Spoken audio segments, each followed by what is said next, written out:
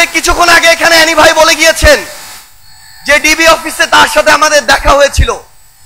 সত্যি সেদিন যখন ওই ডিবি অফিসের গারদের ছোট্ট একটা কামরায় শহীদউদ্দিন চৌধুরী অ্যানি, রুহুল কবির রিজভী, আন্দালিব রহমান পার্থ সহ বাংলাদেশের রাজনীতির গুরুত্বপূর্ণ নেতৃবৃন্দ বলতে আমরা যাদেরকে চিনি তাদেরকে একসাথে ছোট্ট একটি গারদের রুমে দেখেছি, সেদিন আমরা অনেক বেশি সেখান থেকে সাহস নিয়ে ফিরেছি। কিন্তু এখন যখন এই অভ্যুত্থান পরবর্তী বাংলাদেশে আমরা দেখি যে হাবিবুর রহমান, ফজলুর রহমানরা ফ্যাসিবাদের টোনে কথা বলে, তখন আমরা আবারও আশাহত হই। আমরা বিশ্বাস করি তারা শুধু দুইজন ব্যক্তি, তারা কোনো দলের প্রতিনিধিত্ব করে না, এবং আমরা বিশ্বাস করতে চাই তাদের এই টোনের বিরুদ্ধে ব্যবস্থা নিয়ে জাতীয়তাবাদের শক্তি বিএনপি দেখিয়ে দিবে তারা কোনো ফ্যাসিবাদের টোনকে আর জায়গা দিবে না।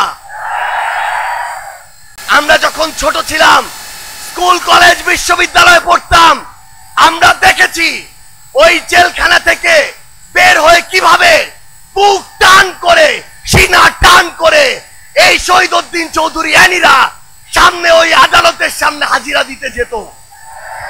তার ওই হাঁটার দৃশ্য আমাদেরকে শিহরিত করে তুলেছিল।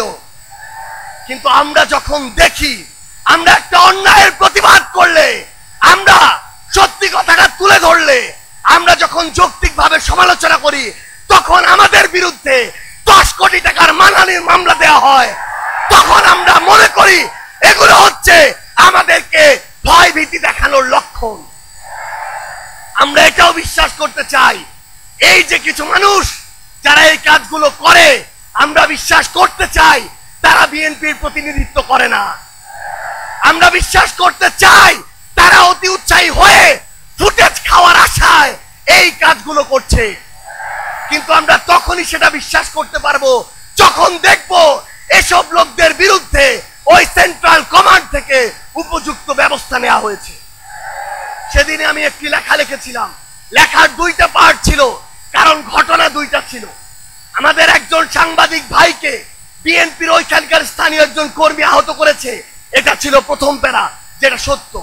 দ্বিতীয় প্যারা ছিল স্থানীয় একজন, আমি লিখেছিলাম চাঁদাবাজ সন্ত্রাসী, আমি স্পষ্ট করে লিখেছিলাম চাঁদাবাজ সন্ত্রাসী আমার আরেকজন সাংবাদিক ভাই তুহিনকে গলা কেটে হত্যা করেছিল। যখন আমি কয়েক ঘন্টা পরে দেখলাম ওই লোকটি চাঁদাবাজ সন্ত্রাসী নয়, ছিনতাইকারী সন্ত্রাসী, তখন আমি সেটি ঠিক করে দিয়ে লিখেছিলাম ছিনতাইকারী সন্ত্রাসী। কিন্তু আজকে আমি দেখছি যে এই যে ট্যাগগুলো কিংবা এই যে মানুষগুলো যে অপকর্ম করেছিল, ওই চাঁদাবাজ, ওই সন্ত্রাসী, ওই ছিনতাইকারী, কেন ওই রকম স্থানীয় পর্যায়ের উপজেলার একজন দায়িত্বশীল সেই অপকর্মের দায়টি নিজের গায়ে নিবে? এটা তো আমরা শুধু বিএনপি নয়, কোন রাজনৈতিক দলকে উদ্দেশ্য করে বলিনি। আমরা মনে করি যে কোনো একটি অপকর্ম করে তার সবচেয়ে বড় পরিচয় সে অপকর্মকারী, এবং আমরা চাই দলমত নির্বিশেষে সে যদি এনসিপির হয়, সে যদি যুব শক্তির হয়, তার বিরুদ্ধেও আমরা আমাদের কণ্ঠস্বর উঁচু করব।